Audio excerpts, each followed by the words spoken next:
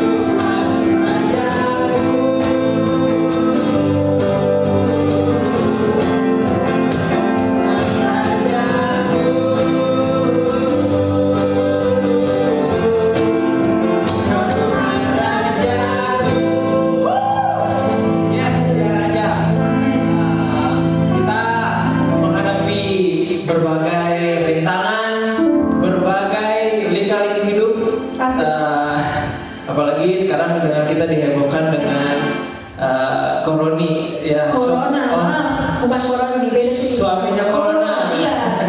Oke. Ya, kita percaya dan kuasa di dalam Tuhan. Jadi kita lakukan yang terbaik, tapi blessing dari Tuhan nggak pernah habis dalam hidup kita. Yes, betul. Karena ada kuasa di dalam Dia. Come on guys, ada kuasa.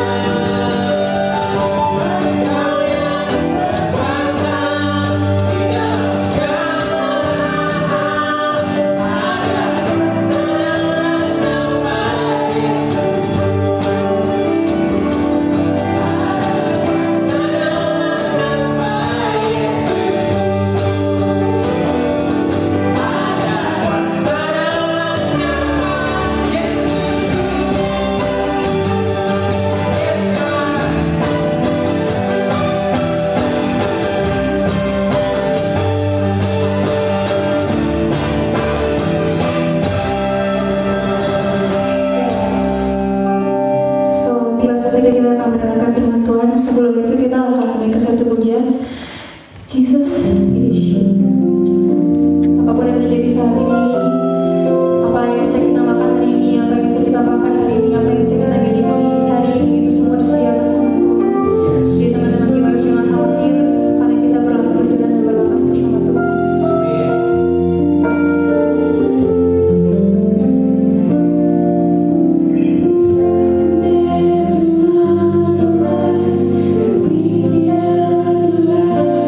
Never leave.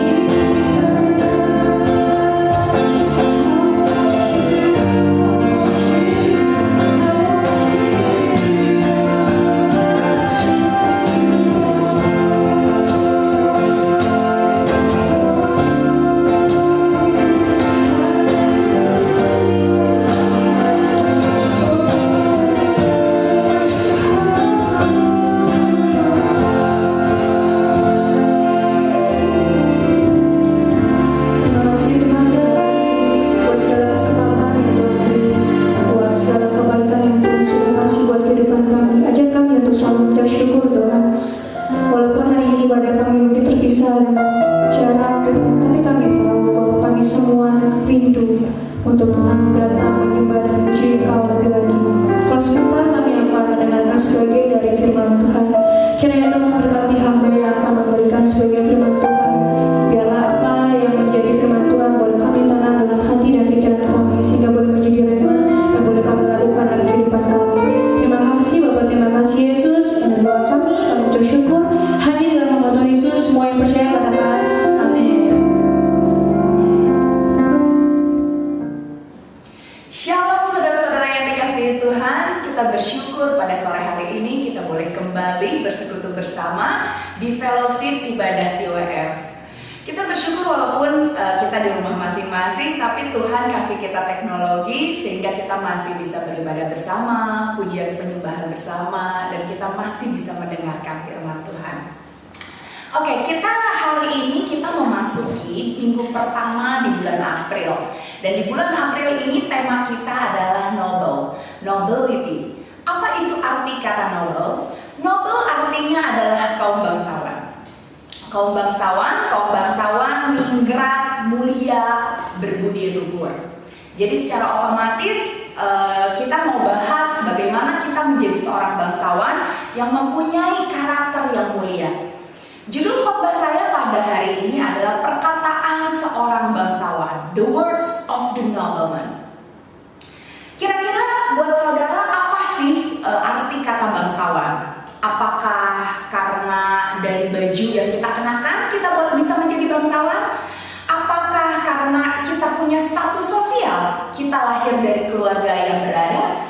Apakah karena kita punya kepandaian atau kemampuan tertentu sehingga kita bisa dikategorikan sebagai bangsawan? Saya mau kasih tahu saudara bahwa kita semua adalah bangsawan.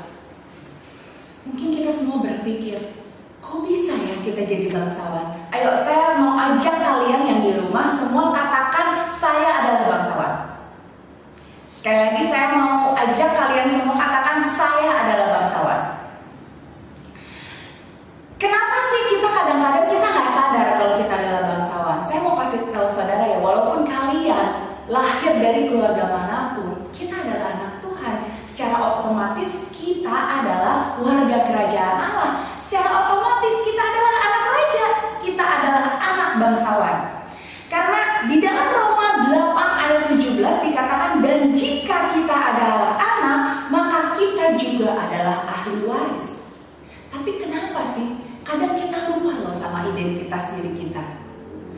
Kita di awal khotbah ini saya mau mengajak saudara sekalian untuk ingat loh identitas diri kita. Kadang kita sebagai orang Kristen kita lupa siapa diri kita. Kadang kita masih tetap berkutat di manusia lama kita, sehingga kita lupa identitas diri kita, siapa kita. Padahal kita anak raja, tapi kita kelakuan kita masih seperti orang-orang dunia. Itu kenapa? Karena kita lupa sama identitas diri kita. Kita mau buka di 2 Timotius 2 ayat 20-21. Kita mau bacakan sama-sama. Dalam rumah yang besar bukan hanya terdapat perabot dari emas dan perak, melainkan juga dari kayu dan tanah. Yang pertama dipakai untuk maksud yang mulia, dan yang terakhir untuk maksud yang kurang mulia.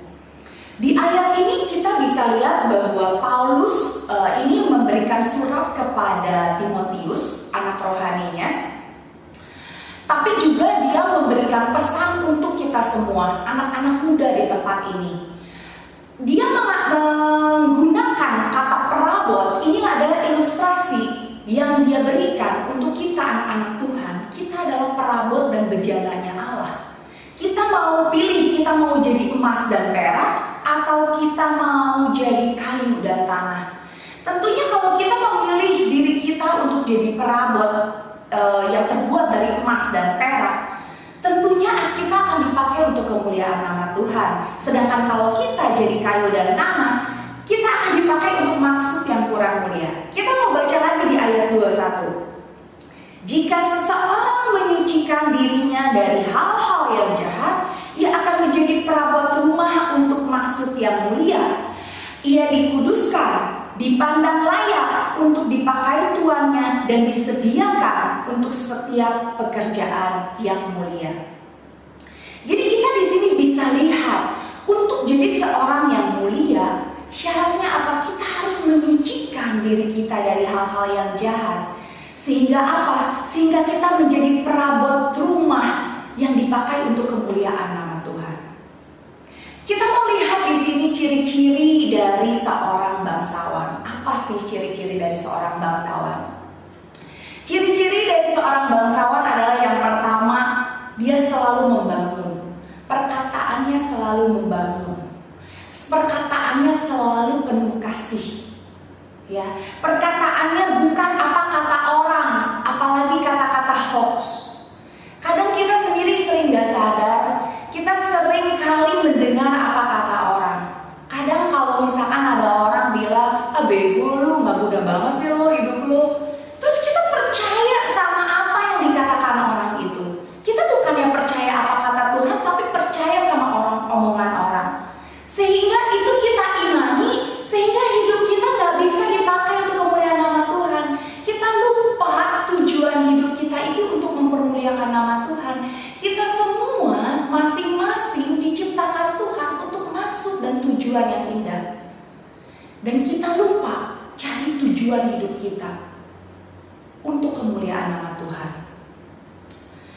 Jadi kita di sini mau belajar bahwa kita harus mulai menyeleksi apa yang kita dengar, apa yang kita baca, apa yang kita lihat. Dan kita mau setiap harinya, kita setiap hari rajin baca firman Tuhan, dengar firman Tuhan, sehingga kita ketika mendengar banyak hal-hal positif dalam hidup kita, itu bisa membangun kita. Dan otomatis kalau kita banyak mendengar hal-hal yang membangun, apa yang kita katakan pun tentunya akan membangun. Kita di sini mau belajar dari Yosua dan Kaleb. Kalau kita bisa lihat Yosua dan Kaleb, dia adalah dua dari 12 orang pengintai. Mereka diutus Musa untuk mengintai bangsa Kanaan. Musa pengen tahu bagaimana kondisi lawan dan musuhnya. Lalu ketika mereka diutus, kita bisa lihat respon dari ke-12 orang ini. 10 orang pengintai tersebut, mereka ketakutan. Mereka melihat bangsa Kanaan begitu besar. Gak mungkin banget kayaknya bangsa Israel yang badannya jauh lebih kecil-kecil melawan raksasa seperti bangsa Kanaan. Tapi kita mau lihat respon dari Yosua dan Kaleb. Dua orang ini, dia percaya akan janjinya Tuhan. Dia beriman bahwa walaupun bangsa Kanaan begitu besar badannya, tapi mereka yakin mereka bisa mengalahkan bangsa Kanaan. Dan apa yang mereka lakukan? Kita tahu bersama, mereka meyakinkan banyak orang itu. Yosua dan Kaleb meyakinkan mereka bahwa mereka pasti bisa bersama Tuhan. Dan kita semua tahu, karena perkataan dari Yosua dan Kaleb, mereka berhasil memenangkan peperangan tersebut. Hanya karena dua orang yang beriman dan memperkatakan hal-hal yang membangun. Jadi kita mau nggak mulai hari ini kita belajar memperkatakan kepada diri kita sendiri bahwa saya hebat, saya luar biasa, saya diciptakan Tuhan untuk dipakai untuk kemuliaan nama Tuhan. Amin. Kita mau katakan amin Tuhan. Saya mau klaim janji Tuhan. Saya berharga di mata Tuhan. Saya adalah kaum bangsawan. Saya adalah anak raja. Saya mau dipakai untuk kemuliaan nama Tuhan. Mampukan saya Tuhan. Amin. Lalu yang kedua, ciri-ciri perkataan seorang bangsawan adalah selalu mempersatukan. Dia gak egois, dia gak mentingin diri sendiri. Betapa banyak dari kita, kadang-kadang omongan kita itu banyak salah ngomong, sehingga bukannya mempersatukan, bahkan memecah belah. Banyak dari kita sering gak sadar. Kadang-kadang kita dengar orang, dia lagi curhat ceritanya. Ini gue lagi gak demen nih sama nih orang nih, dia nyebelin banget. Gue ngerasa dia kayaknya gini. Mungkin maksud Anda baik tujuannya, lalu Anda sampaikan lagi sama orang yang dia maksudkan. Yang ada, kalau nyampein lagi dengan konteks yang berbeda, mungkin cara gaya bicara yang berbeda, orang ini bisa salah paham. Ujung-ujungnya apa? Kita bukan mempersatukan, kita malah memecah belah. Jadi kita harus hati-hati dalam berbicara, kita harus mempersatukan. Kita harus tahu bahwa tujuan kita bukan untuk kepentingan diri sendiri, bukan untuk ngegosip, bukan untuk nyebarin hoax, tapi kita harus bisa mempersatukan. Di sini saya mau ajak kalian untuk melihat dari karakter Esther. Siapa sih Esther? Esther seorang ratu, iya betul. Tapi sebelumnya kita bisa lihat Esther hanyalah anak yatim piatu. Dia adalah bangsa Israel yang saat itu diangkat untuk menggantikan seorang ratu. Kita bisa lihat bahwa saat itu Esther berjuang tidak untuk dirinya sendiri, tapi untuk bangsa Israel. Kalau dia mau egois saat itu, dia posisinya saat itu ratu kok. Dia bisa aja, dia hanya mikirin diri sendirinya sendiri. Dia udah aman kok posisinya, dia nggak akan ikut ke slater, ke bantai gitu ya, dimusnahkan oleh raja. Walaupun dia bangsa Israel, karena posisi dia saat itu sudah ratu. Tapi apa yang dilakukan Esther? Dia mempersatukan bangsa Yahudi. Dia bilang sama Mordekai, ayo paman, kita ajak orang-orang Yahudi untuk berdoa sama Tuhan 3 hari 3 malam. Bayangkan, untuk bicara aja Esther butuh orang-orang Yahudi, butuh Mordekai untuk bersatu. Yuk, sebelum dia bilang sama raja, sebelum dia berkata-kata, dia doa dulu. Nggak main-main doanya 3 hari 3 malam dan berpuasa plus berpuasa. Betapa kita lihat dari kehidupan Esther, dia sangat berhati-hati dengan apa yang dia katakan. Kenapa? Karena apa yang dikatakan itu kita bisa menjatuhkan orang lain, tapi kita juga bisa membangun dan menyelamatkan orang lain. Itu yang dilakukan Esther. Makanya dia nggak main-main. Sebelum dia ketemu raja, dia doa dulu, dia puasa dulu. Kenapa? Karena kalau dia salah dalam berbicara, menyampaikan pesannya kepada raja dengan cara yang salah, bisa aja nyawa dia yang melayang dan bahkan bangsa Israel pun bisa mati hanya karena perkataannya dia. Dan kita semua tahu apa yang terjadi. Karena apa yang dikatakan Esther itu menyelamatkan bangsanya. Jadi saya mau katakan di sini perkataan kita sekali lagi harus mempersatukan dan nggak boleh untuk kepentingan diri sendiri, tapi kita untuk kepentingan banyak orang. Kita di sini belajar nggak mau egois. Ya udah deh, gue ngomong gini, yang penting gue selamat, yang lain bodo amat. Tapi kita mau belajar di sini, apapun yang kita katakan, kita harus jadi berkat untuk banyak orang. Amin. Kita anak Tuhan. Kita bukan anak dunia, kita bukan lagi milik dunia. Dan anak Tuhan itu perkataannya harus membangun. Amin. Yang ketiga, kita mau belajar bahwa kita mau mengakui kesalahan kita. Salah satu dari karakter seorang bangsawan adalah mau mengakui kesalahan kita. Kita mau minta maaf. Karena nggak bisa dipungkiri, kita masih manusia, kita masih bisa berkata-kata yang salah. Kadang-kadang yang kita katakan itu ternyata respon orang bisa beda-beda, sehingga yang kita katakan pun yang diterimanya bisa beda. Tapi saya belajar bahwa apapun yang kita katakan, kita harus mau loh belajar mengkoreksi apa yang telah kita salah katakan. Dan kita belajar mau minta maaf. Gak ada salahnya kita belajar minta maaf. Toh hasilnya kita memperdamaikan diri kita dan orang lain tersebut. Amin. Kita mau belajar rendah hati kalau kita salah ngomong, kita buat hati orang terluka, kita mau belajar minta maaf ya. Kalau dari saudara di sini ada yang belum beres karena kita berantem mungkin sama teman kita, mungkin sama mama kita, sama papa kita, sama adik kita, sama kakak kita di rumah. Karena mungkin kita ngegas gitu ya. Kata-katanya zaman sekarang tuh biasanya anak muda tuh kelemahannya di ngegas gitu. Kadang-kadang kita bisa lihat, misalkan saya sama anak saya sendiri gitu ya. Kadang-kadang, Rio ayo di jam segini, ayo mandi. Terus dia bisa ngegas gitu. Kayak, apa sih Mbak baru jam segini? Iya nanti kenapa sih aku lagi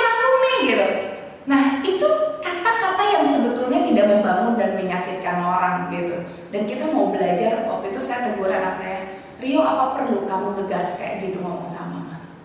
Dan Rio bilang, oh iya Ma, maafin aku ya Ma, aku salah, aku gak akan ngomong begitu lagi. Ya, dan perkataan itu tuh mendamaikan saya. Perkataan itu bikin saya, wah, luar biasa. Walaupun kita udah buat salah, itu gak masalah, karena kita belajar untuk minta maaf. Dan ketika kita minta maaf, kita memperdamaikan diri sendiri dan memperdamaikan orang lain. Amin. Yang berikutnya, yang keempat, kita harus bisa memotivasi diri kita.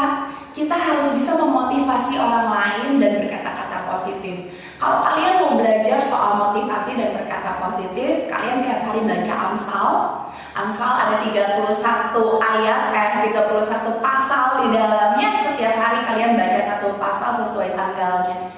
Itu di situ banyak sekali kata-kata positif. Amsal dan Mazmur itu luar biasa sekali. Amsal dan Mazmur, kita bisa lihat di Mazmur seringkali Daud berkeluh kesah kepada Tuhan, tapi di situ banyak kata-kata penguatan. Ketika dia lemah, ketika dia jatuh, dia tetap berseru kepada Tuhan, dan isinya semua puji-pujian, puji-pujian untuk Tuhan. Dan di Amsal juga kita bisa lihat bahwa di situ banyak sekali value kehidupan yang kita bisa dapat.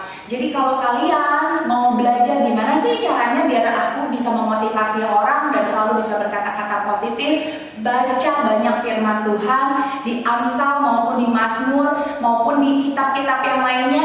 Itu banyak sekali kata-kata positif yang kita bisa ambil untuk bisa memotivasi orang lain. Yang berikutnya, kalau kita mempunyai ciri seorang bangsawan, kita juga mau loh menerima permintaan maaf orang lain, tidak mendendam, tapi kita bisa menenangkan loh, bahkan menghiburkan mereka, orang yang sudah berbuat dosa dengan perkataannya. Kok bisa sih? Kita belajar, waktu kemarin saya baca dari kisah Yusuf. Di situ kita tahu bersama bahwa Yusuf itu dibuang sama saudaranya, mengalami proses yang luar biasa hebatnya. Terus akhirnya dia ketemu lagi sama saudaranya ketika dia sudah menjadi penguasa di Mesir.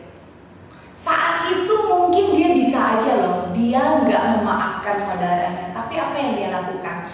Ketika Yakub ayahnya meninggal, Yakub ayahnya memberi pesan kepada Yusuf bahwa ampunilah saudara-saudaramu. Dan di situ Yusuf menangis dan dia bilang sama saudara-saudaranya. Saudaranya bilang, udah deh aku jadi hamba kamu aja deh, gitu. Tapi jangan bunuh saya, gitu. Ampuni saya. Terus Yusuf di situ bilang bahwa jangan khawatir, aku akan mengurus engkau, aku akan mengurus seluruh keluargamu, aku akan kasih makan kalian semua. Betapa luar biasa yang Yusuf lakukan. Dia bukan hanya menerima permintaan maaf orang lain, dia juga tidak mendendam, bahkan dia mau memberkati orang yang sudah bersalah kepada dia.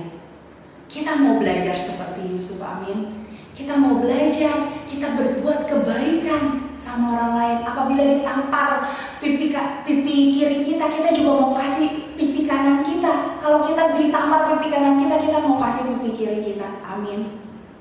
Yang berikutnya, kita harus bicara, berkata-kata itu tidak ketika kita dalam keadaan emosi. Bila kita tidak dalam kondisi yang marah.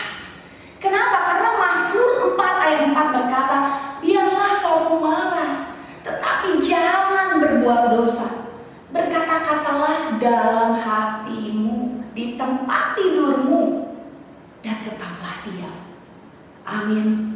Kita mau betapa banyak hal perkataan kita yang menyakitkan ketika kita sedang emosi. Jadi saya pun sama belajar. Ketika saya sedang emosi, saya belajar, saya berdiam diri, saya bergumul, saya berdoa sama Tuhan.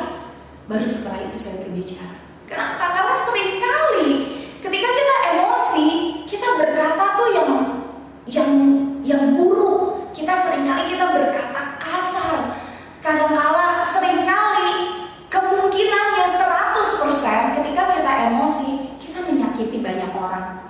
Saya mau kasih tahu saudara bahwa kemarahan dan perkataan kita itu harus mendidik, bukan menyakiti.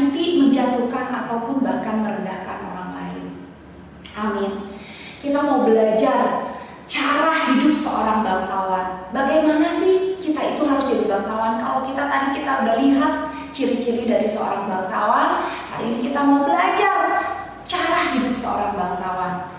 Kalau kita lihat tadi di 2 Timotius 2, kita bisa lihat bahwa kita harus menyucikan diri dari hal-hal yang jahat. Di ayat 21 kita lihat, jika seorang menyucikan dirinya dari hal-hal yang jahat, ia akan menjadi perabot rumah untuk maksud yang mulia.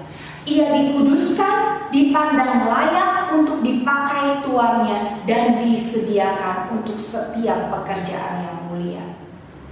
Di sini membahas bahwa untuk jadi seorang bangsawan, pertama kita harus menyucikan diri dari hal-hal yang jahat, tidak melakukan dosa, tidak melakukan hal yang cemar.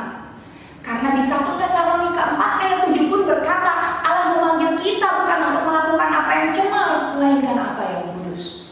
Dan yang kedua, kalau tadi di Timotius kita bisa lihat bahwa ia akan menjadi perabot rumah yang untuk maksud yang mulia, ia dikuduskan, dipandang layak untuk dipakai tuannya, dan disediakan untuk pekerjaan yang mulia.